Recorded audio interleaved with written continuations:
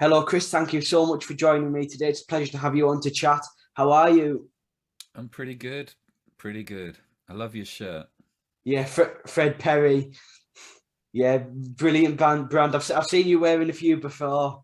Absolutely. Yeah, brilliant make. Great to hear that you're okay. First of all, today, Chris, my first question is I'd like to go back and ask, where did it all begin for you in music?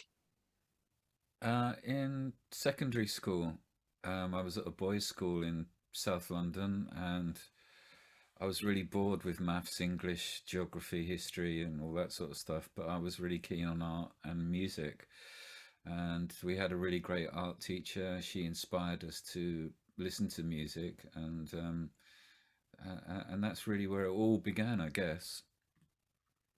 Was when you first started listening to music, was your first instinct to go and pick up a guitar?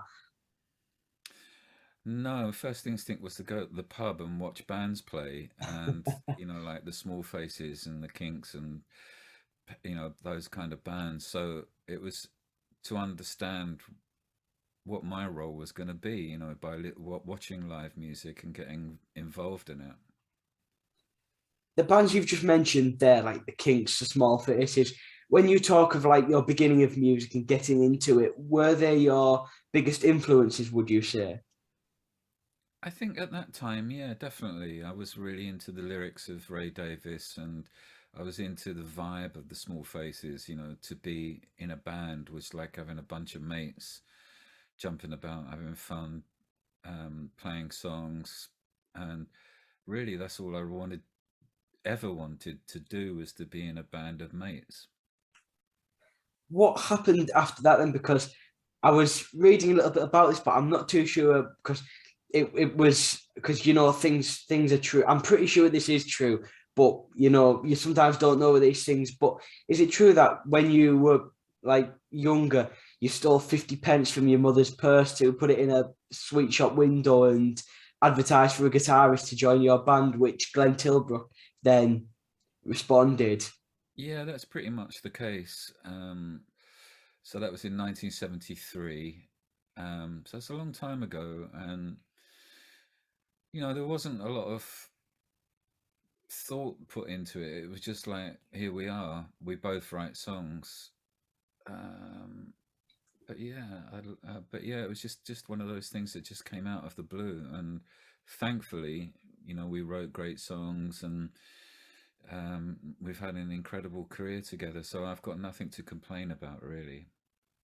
You certainly have, but before all of the squeeze success came, did you have like a did you feel that youth would really make it successful? Like in 1973, when he responded to your advertisement, did you know that you would become the big band that you did?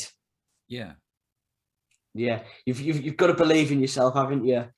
I think you've got to believe in yourself. That's the thing that young people, I think, who are in bands have got to believe in themselves, whether they're right or wrong. It doesn't matter. If you believe something's going to happen, something will happen. You just got to put your whole mind, in focus towards being on stage, being successful, writing great songs, being dedicated to the job that you're doing. And like, was that just your full focus on your mind? Like, did you not want anything else? Was it just, I want to write these songs and I want to get on stage? Yeah, that's all I ever wanted to do, and that's all I ever. I still want that. Even Yeah. though I'm sort of in my mid 60s, I'm still thinking, well, that's when does my career start? Yeah. Yeah. As a musician, do you just like, because I was going to ask you this, like when you look back, like to performing your first ever gig with Squeeze and performing now, do you still get the same buzz from performing live that you did back then? I think I'm even more conscious of it now than I was back then. Definitely, when you go on stage with such a great band as we have, it's exciting. We've got an incredible audience. Technically, it all sounds brilliant. It's kind of what's not to like about it in some ways. And I think after like all the COVID with like the last year and a half, I think bands will have felt more alive on stage than possibly they ever have after the such a long break, which isn't usually real for a band to have that long of a break. So I bet that felt really refreshing for everyone, which we will come to talk to later, the tour with Madness. But after you and Glenn met then, how did all of the Squeeze stuff come together? Like, how did you decide on the name, meet members like Jules Holland and the rest of the band? Jules was at school with Glenn, so it was pretty easy for him to join the band. Um, the band had various members come and go in the early stages, but it sort of soon fell um, into a good shape for the first album, with Harry on bass and Gilson on drums. So it was um, pretty much a pretty cooking unit, and we toured a lot in those days. In fact, we still do. So it's something that we love, and enjoy doing. Um, yeah. And as you mentioned, the band fell into place, and then that was when you started writing the self-titled debut album Squeeze with hits such as Take Me, I'm Yours and Bang Bang. After all of the hard work since 73, working towards this career that you really, really wanted, how did it feel when you finally got that album out there? Glorious. I mean, it was Yeah. amazing to see a record in a record shop and to hear it on jukeboxes and on the radio. There's nothing quite like that feeling for the first time. And that was back in those days. You didn't have the social media, so Mm. you had to hear it where you were going to hear it. Because I had Chrissy Boy from Madness on the other week, who you're friends with, I believe, Yeah. and he also said the same thing when I spoke to him about the release of their first album, like because he said it's sort of like an unknown, and like you just like watching it climb up the charts, and it's just exciting knowing where it'll get to for like the first ever time. Oh, it is. It's really great watching it. Yeah. How did you take that success as a band? Like, can you recall the first gig you've done on that tour for? Well, everything went at a million miles an hour, because you're younger and you Yeah. don't really have time to engage with the reality of what's going on. It just happens. It's only in retrospect that you can look back and say, "Oh, wow, that was an amazing time." So I'm very grateful for those early shows and for the excitement that the band gave to the audiences, whether they were small or large. It didn't matter. So yeah, I've got really fond memories of those days. As you say though, it does happen very quick because eventually in 1979, the second album, Cool for Cats, was all like, was it released 79 or 80? It was 79, wasn't it? Yes, it was. Yeah, so it all happens very quickly with the first album being 78. But that album's got two of your biggest hits ever, Curl for Cats, which I love, and Up the Junction, which both peaked at number two. How did it feel to have a number two single? I was mortified that it didn't get to number one. Yeah, that's yeah, that's the only thing. No, it was great. I Yeah. mean, it was amazing.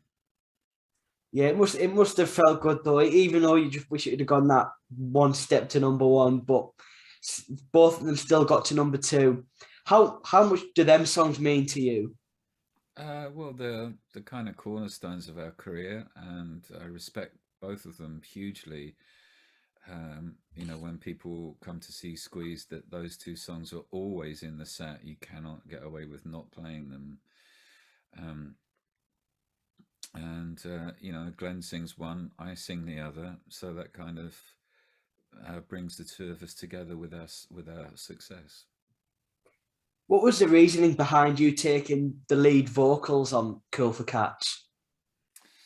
I don't rightly remember. I think I had written the lyrics, and I went into the studio to read them, and it was decided that maybe I should just do that, and that would be the vocal.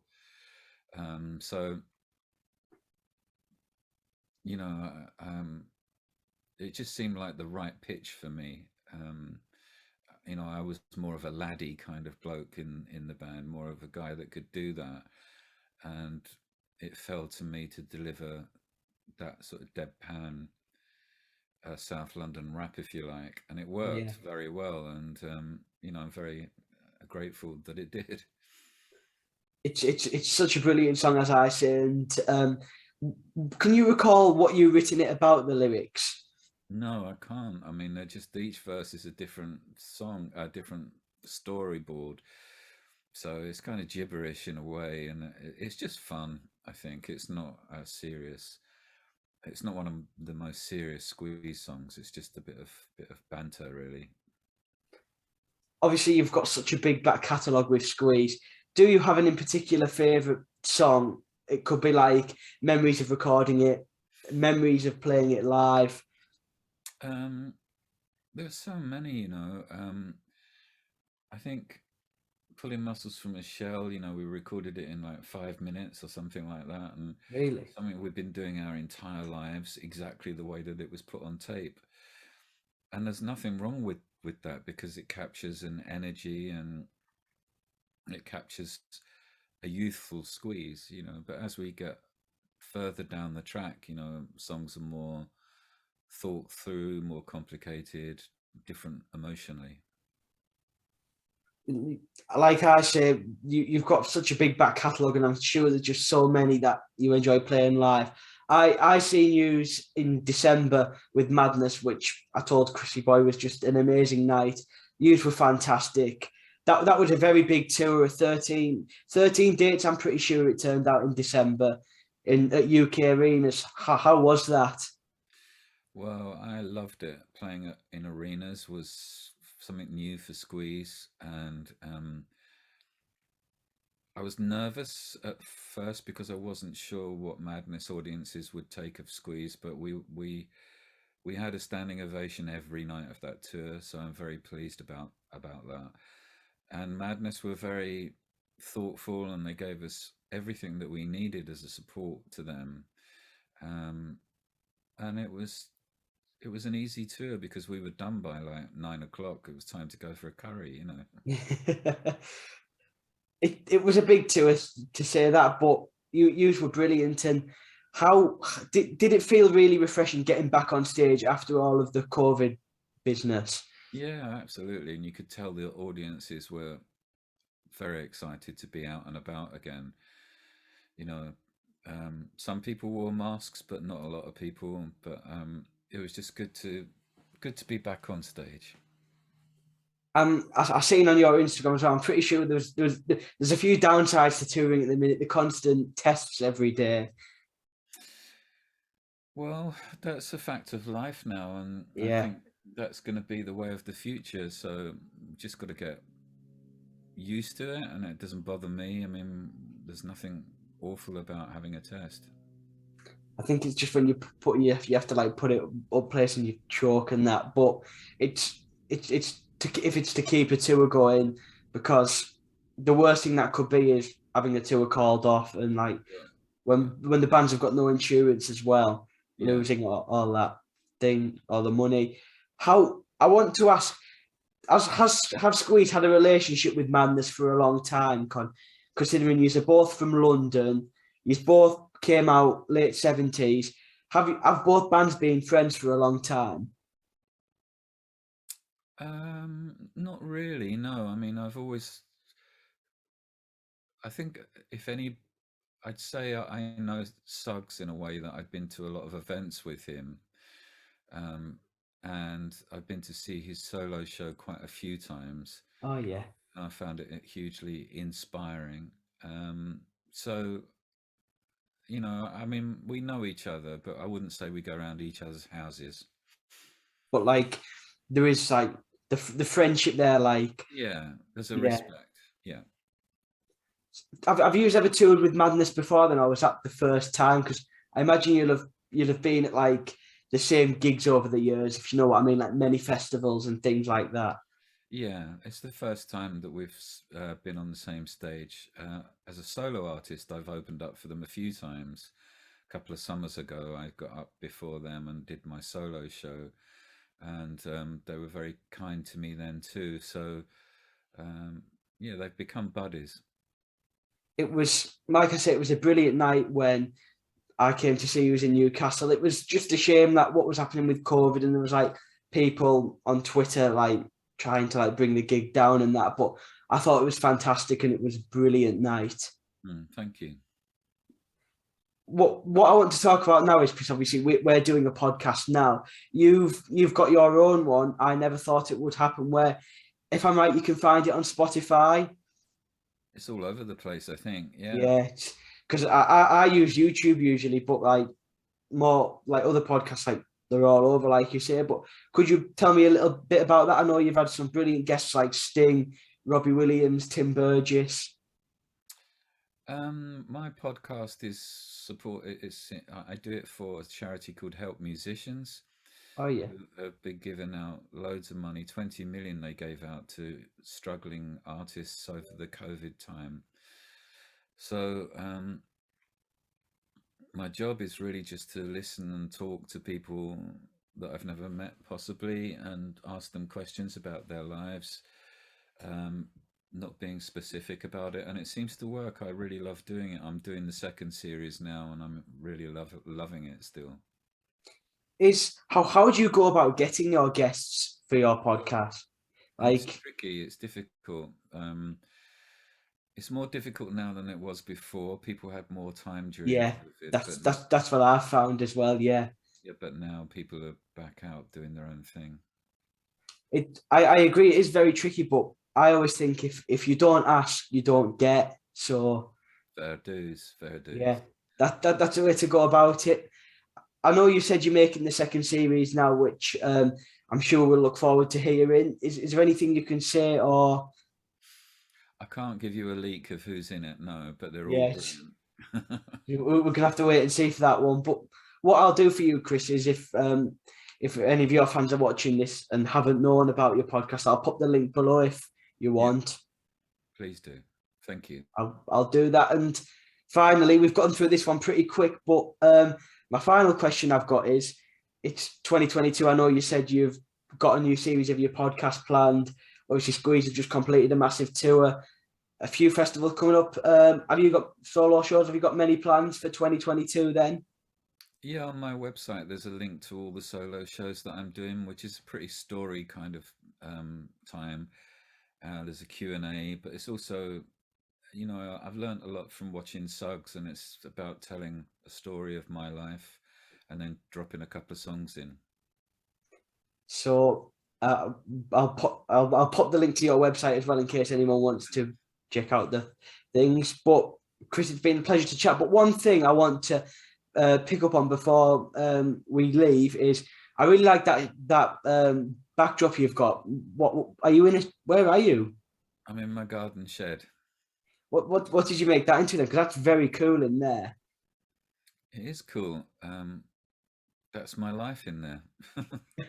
So I think you went on another podcast, didn't you? Say half the year you spent in the shed, then half touring. Yeah, exactly that. Yeah. But yeah, I really like that backdrop. But thank you for coming on, Chris. It's been a pleasure to chat. God bless you, man. Take care.